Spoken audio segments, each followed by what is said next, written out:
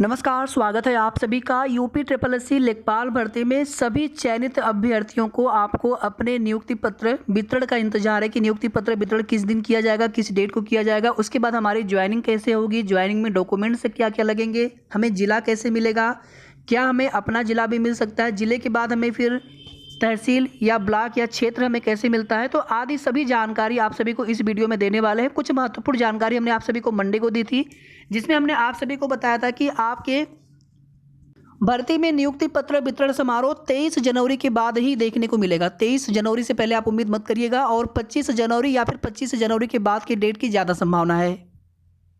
उसके बाद से आपको यही डेट कई प्लेटफॉर्म से देखने को मिल रहा होगा। तो लगभग यही जानकारी है और अभी आप सब इसी डेट को लगभग 25 या 25 के बाद की कोई भी डेट हो सकती है, इसी को मान करके चले।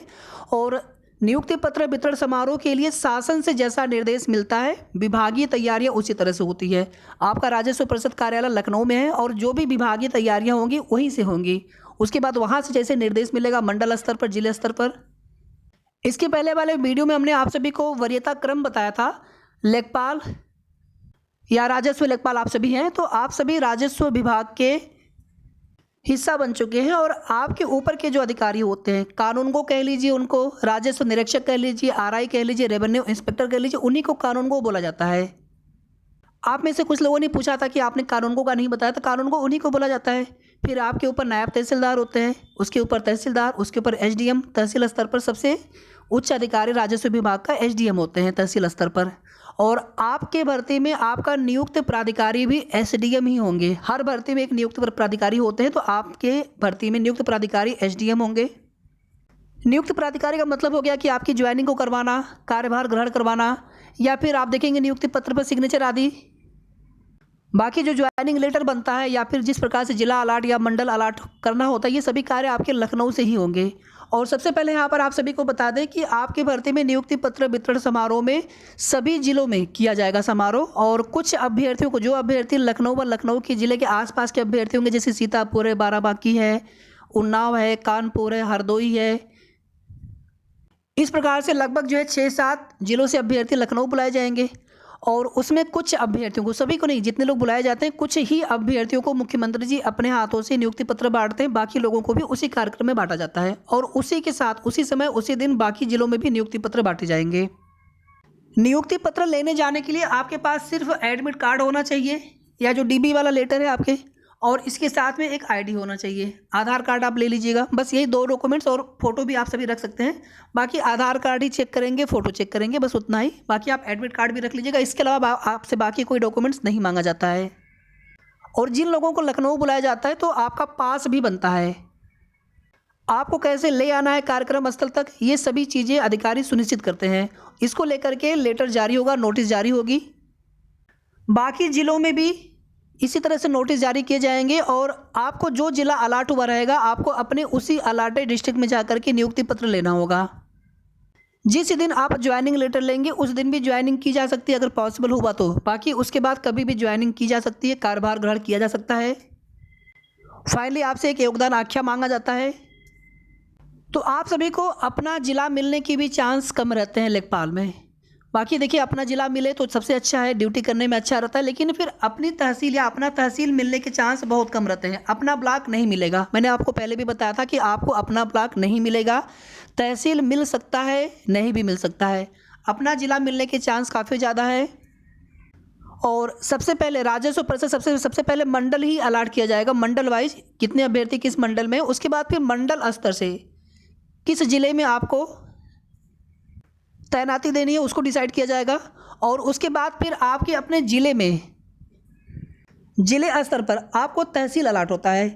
और तहसील अलाट होने के बाद फिर आपके तहसील स्तर से यानी एसडीएम के माध्यम से आपको आपका क्षेत्र अलाट होता है।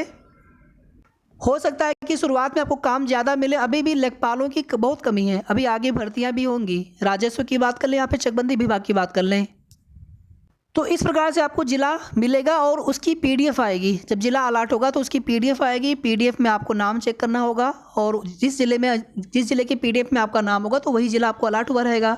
और उसी ज़िले में ज़िला मुख्यालय पर जाकर के आपको नियुक्ति पत्र लेना होगा। ज़िला मुख्यालय यानी कलेक्ट्रेट परिसर, विकास भवन, कलेक्टर परिसर जो होता है जहाँ पे जिलाधिकारी रहते हैं, तो अक्सर वहीं पर कार्यक्रम स्थल बनाया जाता है।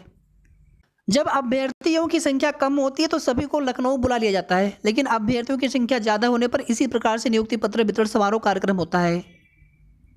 और आप सभी जानते हैं कि तुरंत ट्रांसफ़र नहीं होता है, जिला ट्रांसफ़र भी होता है, लेकिन समय आने पर लगभग 3 साल के बाद।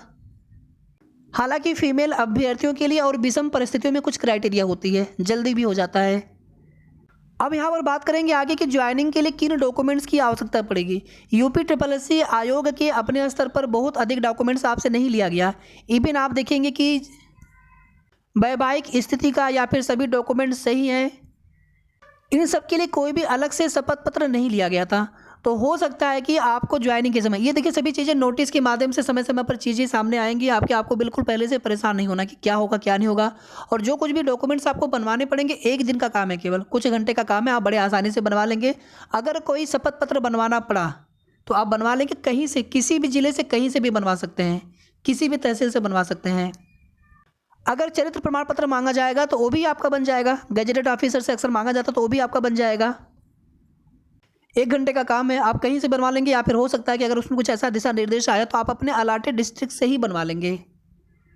जब आपकी ज्वाइनिंग हो जाती है तो उसके बाद फिर चरित्र सत्यापन होता है, और चरित्र सत्यापन का कार्य विभागीय स्तर से किया जाता है, ना कि उसमें आपको कुछ करके देना होता है, विभाग स्वयं करवाते हैं। बाकी जितने अन्य डॉक्यूमेंट्स आपने यूपी आयोग में डीबी के समय दिया था, वही सारे डॉक्यूमेंट्स यहाँ पर भी उनकी एक कॉपी जमा होगी। फिर आगे जब आपकी ज्वाइनिंग हो जाएगी तो एनपीएस का फॉर्म भरवाया जाना, या फिर मानव संपदा के लिए आपका फॉर्म भरवाया जाना, ये सभी कार्य आगे चलते रहेंगे।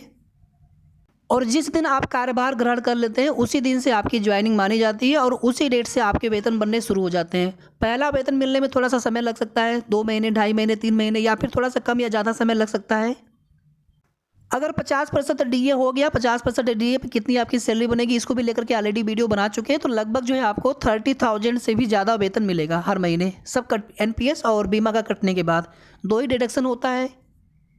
आपकी ड्यूटी कैसी होती है, बहुत सारी चीज़ें ऑलरेडी एक वीडियो में बना चुके हैं, वीडियो काफ़ी बड़ा भी हो गया था वो, तो अगर आपने वो वीडियो ना देखा तो जाकर के देख लीजिएगा आप। बाकी यहाँ पर आपकी ज्वाइनिंग से संबंधित कोई भी सवाल आपके मन में हो, आप कमेंट करके पूछ लीजिएगा, हमारी पूरी कोशिश रहेगी आपको सही जानकारी देने के लिए।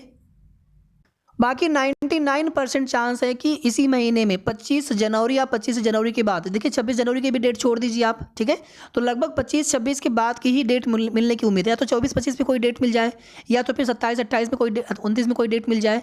तो जनवरी के लास्ट वीक में ही कोई ना कोई डेट मिलने की उम्मीद है। बाकी ये शासन के ऊपर होता है, जैसा शासन से निर्देश मिलेगा, जिस प्रकार से मुख्यमंत्री जी की सहमति होगी, उनकी तरफ से शेड्यूल मिलेगा, उसी के हिसाब से विभागीय तैयारियाँ की जाएंगी। बाकी विभागीय स्तर पर नियुक्ति पत्र तैयार किया जाना या जिला अलाटमेंट की तैयारी, ये सभी कार्य उनके स्तर से चलते रहेंगे और चल रहे हैं ये सभी कार्य। और आप सभी जानते हैं कि सबसे पहले जितने भी चयनित अभ्यर्थी होते हैं, आपकी फाइल आपके विभाग को भेजी जाती है, फिर उसी के आधार पर विभागीय तैयारियां आगे की होती है, चाहे जिला अलाटमेंट हो, चाहे ज्वाइनिंग लेटर तैयार किया जाना हो। तो ये सभी विभागीय प्रोसेस, प्रक्रिया का भाग होता है। वीडियो को आप सभी प्लीज़ लाइक करके शेयर कर दीजिएगा, ताकि सभी तक ये महत्वपूर्ण जानकारी पहुँच जाए, क्योंकि कुछ चीज़ों के या कुछ जानकारी के अभाव में हम काफ़ी ज़्यादा परेशान होते हैं। और अगर अभी भी आपके मन में कोई भी सवाल हो, आप कमेंट करके पूछ सकते हैं। शेष आगे की जो भी जानकारी मिलेगी, जो भी सही जानकारी मिलेगी, उसकी अपडेट आप सभी को समय समय पर देते रहेंगे। तो चैनल को भी आप सभी सब्सक्राइब कर लीजिएगा। धन्यवाद।